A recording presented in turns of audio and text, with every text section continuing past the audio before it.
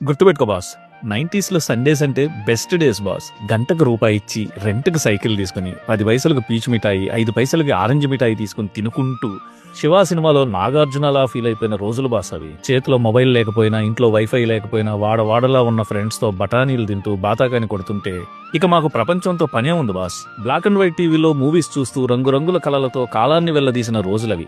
అవి simple days కాదు boss, సింప్లిసిటీకి symbolic days. అవి బ్లాక్ అండ్ వైట్ డేస్ కాదు బాస్, అవి మన హృదయాలని రంగులతో నింపిన గోల్డెన్ డేస్.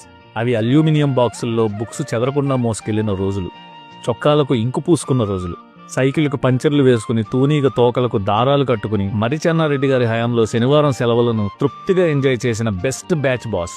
బ్యాచ్ అంటే మామూలు బ్యాచ్ కాదు ఇది. సుఖ సంసారం కాలం కోసమే స్వాతి వీక్లీని కొనే కామిస్టులు, సైన్స్ రికార్డుల్లో ఉమ్మెత్త పువ్వు బొమ్మను వేసి ఎంఎఫ్ హుసేన్లా ఫీల్ అయిపోయే ఆర్టిస్టులు, లేడీ బర్డ్ సైకిల్ కి గాలి తీసేసే శాడిస్టులు, ఎందుకు చేస్తున్నావో దేనికి చేస్తున్నావో కూడా తెలియకుండా లీగల్ సైజ్ పేపర్ రౌండ్ గా చుట్టుకుని టైపింగ్ సెంటర్లు చుట్టూ తిరిగే టైపిస్టులు, అదో ప్రపంచం. ఆ ప్రపంచంలోంచి పెట్టకూడదు ఇటొచ్చేసాం గానీ మా కోసం మేం బ్రతికిన రోజులు అవే బాస్.